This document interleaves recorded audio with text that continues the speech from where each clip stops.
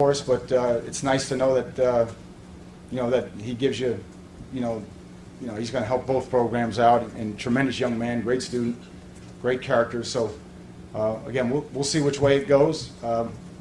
Coach Morris and I have talked about it, how we're going to manage it, and we're both on the same page there. And I guess the wild card is pro baseball. I guess the draft. So we'll see where that goes. So. Preston and Gray seem to be doing really good, and again, I feel bad for some of those guys because they're here, and they don't get to experience, I guess, what everybody else experiences from signing day. But those guys are doing a great job for us, and we're really excited about them competing. So I think we've improved that position. Was 3 an important number there? It was. Yeah, I mean, you got to have 5 on campus. I mean, I think that was when we got here. We were staring at 1. That was frightening to me. A year ago. We came in and we were looking at having 1 quarterback on January 1 this year if we didn't do something drastic, and now we have 4. And as we entered a year ago, this time a year ago, if we didn't get Finney at the last second, we would have had 1 cornerback on campus. We ended up with 2. Okay, then we had to go get somebody from Wake Forest. We had to move a running back. We didn't. So the symmetry wasn't good. Okay, so we have to get some symmetry. We have to have some vertical depth, and there's still a lot of areas that we need to do that in. But those are 2 positions that I think this class has helped. Now, can you say, you mentioned David Thompson. If he doesn't play pro baseball, can you say how that would work out with baseball? Would he be allowed to miss spring practice? Yes. Yep. Again, it's going to be the young man's choice whether or not he wants to practice. Now, again. Some of you guys think, because he's a quarterback, many of the readers maybe, or people watching, don't understand that he's not a pitcher. Now, that would be really hard to manage. So he's third base, shortstop, or second base. He's one of those, he's an infielder, so to speak. So that won't be as difficult as if he's throwing the ball for us and then throwing the ball, then pitching for them. So we'll be able to manage that a little bit better. Again, it's going to be the young man's discretion. And again, he's a quarterback for us, so it's not going to be, the labor involved as it would be if it was a tight end or wide receiver or something like that. It's he'll be throwing a lot for us. Along those lines, I guess there was a report last week that some of the football players who had been running track aren't doing that now. Can you talk about that a little bit? Yeah, again, the only one I know, is Brandon McGee. And again, Brandon came to me after speaking with his brother and decided that he wanted to focus on football. Again, I've always supported that. I think clearly David's going to play baseball. I know.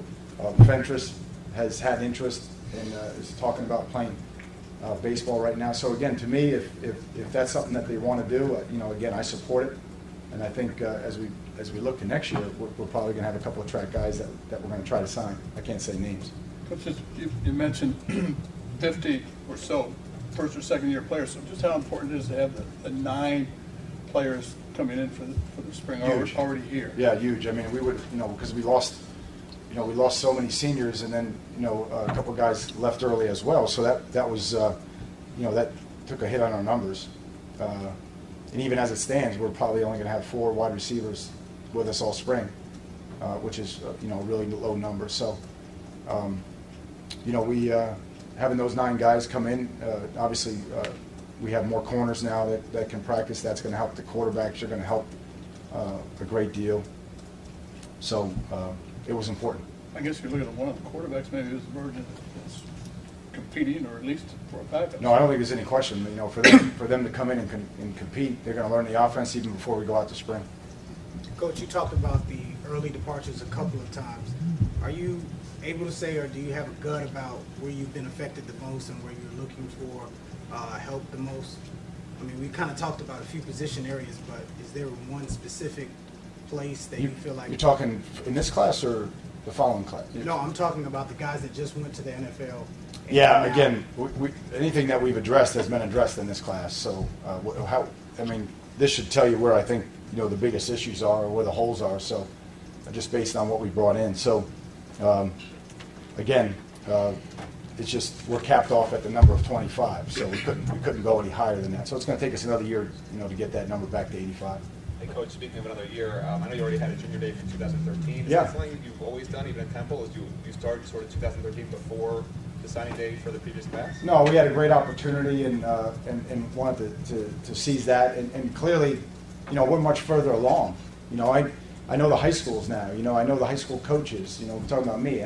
Coaches have done a really good job getting prospects down, and we'll continue to do that through spring ball and our summer camp. So that's how long it takes to get caught up to where you are. If you think of some of these guys that just made a decision now, they were being recruited by the other staffs, you know, for 2 and 3 years.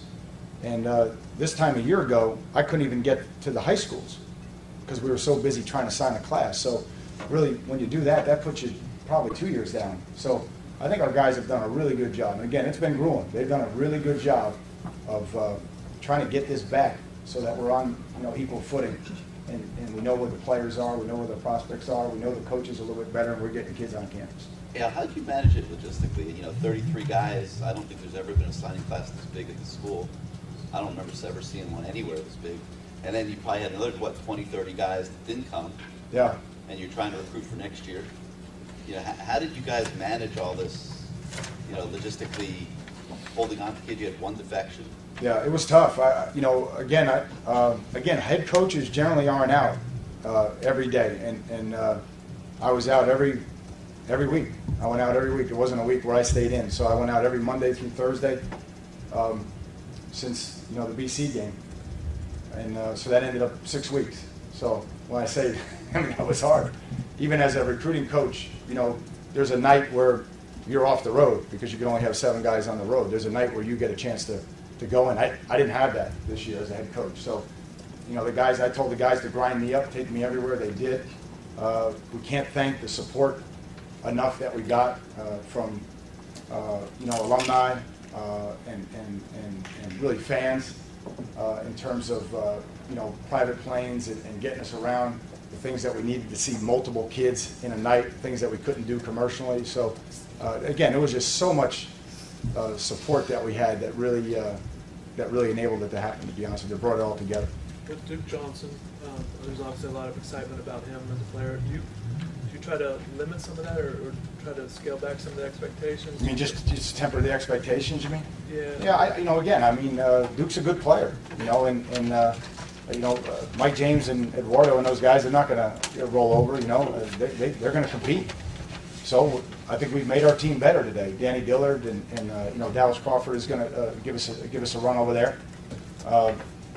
So again, let's compete, and we want to get it to the point where we feed a position until it looks the way we want it to look, and I think at that spot there's going to be a lot of great competition there. And will you get a chance now to get some time off and maybe go to the Bahamas or something? Bahamas? No, I don't. Or wherever. At least get a good night's sleep, maybe. Yep, we will. Yeah, we there hasn't been a lot of sleep, but again, it's worth it. You know, we have great kids coming in, really good families, and excited about this day. Making any other moves beyond Dallas, Crawford to running back? Not right now, George. I don't think. I mean, there might be, but I think we're pretty squared away right now. And why Dallas at running back? Did he play that in high school? You know, Dallas was a kind of a wildcat quarterback for them, so he did run the ball really effectively. And again, Dallas did such a great job on the scout team this year that we kept saying, well, you know, maybe we need to take a look at him. So if you're going to take a look at him, do it in the spring. We know we can always move him back to DB.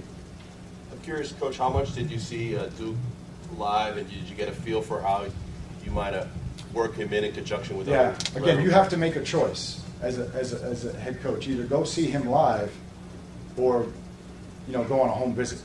And I just think that's just something I don't want to give up. I don't want to go see a player live and then not be able to sit with his mom or his family or his father or cousins or uncles or grandma or aunts or whatever. So I don't want to ever give that up. I shouldn't say ever, but really, you know, if I sit at the game and watch him play in the playoffs, then I can't go on a home visit. So that's a choice that I made, and certainly we think in certain instances down the stretch, I think that helped us out, that we had that bullet, you know, left in the chamber that I can go in as the head coach and make sure the parents understood what kind of program we're running. Do you have a sense for how you would use him in conjunction with the other two veteran backs that you mentioned? No, I was just trying. We just got a signature like 4 hours ago. Is that dry yet? The ink on that thing? How are we going to use him? How do you want us to use them? You're the coach. Al, you said you were absolutely crushed by opponents. I assume. Well, I mean, yeah, I mean, there was a lot of negative recruiting. You know, there was a lot of negative recruiting. Again, we don't have a lot of Achilles heels. You know, we don't. And they saw a soft spot and they took it. They went after it. So, okay. How anybody you know for sure won't be in spring football at this point? I don't know. No, I mean, in terms of what though? In terms of injuries? Injuries? No, no. Again, I'm being honest with you. When I say I've been out, I've been out every week that you can go out. I've been out. So got to get back to getting around the team a little bit this week. How when you get negative recruiting, I'm sure you hear at times who's doing it. Yeah. Do you ever approach it? How do you handle that when you see these people later on? Again, we just take the high road. Again, we just try to deal with the facts. We try to, again, we're proud of who we are. We're proud of our lineage. You know, we're proud of the type of institution we have. So, you know, we think we can afford kids a lot more than many schools. Again, maybe if I was at that school, I would take that approach, but we don't feel like we have to take that approach. We take the high road. We try to have integrity, try to have class, and try to, again, we always look at it like, you know, we have a lot more respect for the parents than to do that. You know, look, here's the facts. Here's the graduation rates. Here's our guys in the NFL. Here's what the average class size is. Here's what it costs to go to our school. You know, all those things, all the things that are facts. You know, we lay it out for them, and then they let them make the decision. But the negative recruit, I don't want to be attached with it, and I think the staff knows. I've already discussed it with the staff on multiple occasions. We don't want to be attached to that. Do you run into that more down here with all, you know, because you got 7 schools now and you got all the, you know, so many programs from out of around the country coming down here now? Yeah, I mean, I think look, guys took a shot at us. Okay, I mean, they did. That's okay. I mean, you know, get your licks in now. That's how I feel. You've obviously lost some pass rushers with Vernon, Anajomo, and Robinson. How good do you I feel can't even about enjoy signing day. No, well, I mean, it's good because you've addressed that. How happy are you with what you've added in that regard with Hamilton and McCord and others? You know, Jelani. You know, again, Jelani's going to be a really good player for us.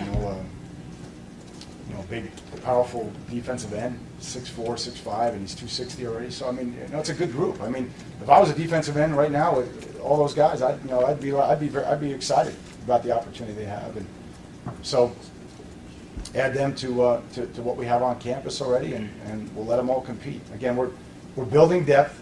You know, it's going to take some time. We got a long way to go. I don't look at this like this is it. You know, I don't want to be a one-hit wonder. I mean, we want to build a program. We want to build a program. This is the way we recruit. This is how we recruit. This is, you know, everything that we're doing. This is not a dog and pony show. This is how we operate, and this is how we'll continue to operate. And this is how we're going to serve, you know, the coaches of South Florida and certainly in the Tri-County. And you know, I think we've made a lot of progress this year, and we've got a long way to go. How much do you look at versatility with these prospects? You've got multiple guys that could play. Yeah, good question. Like Deion Bush could play corner safety. You got ends that could play linebacker. Yeah, not just that, but like Vernon Davis. You know, Vernon's a guy, you know, who can play corner. Did a great job for us in camp. He's a great kick returner and punt returner. You know, who's to say he couldn't be a dual guy and play some slot for us in games? You know, Rayshawn Jenkins is the same way. So I don't think there's any question. Gene Lewis was mentioned earlier. You know, and then you're talking also on the same side of the ball, guys can play other positions. You know, so I don't think there's any question. There's some versatility, and again, our job is going to be to put the team together.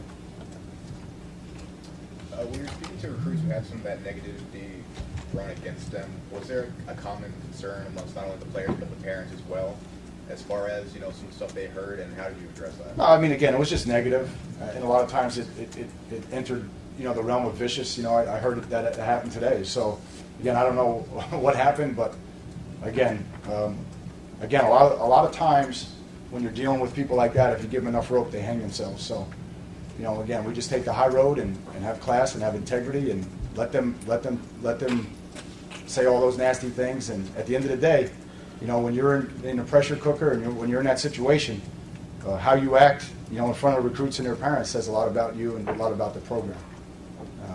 So if we lose kids, hey, we wish them good.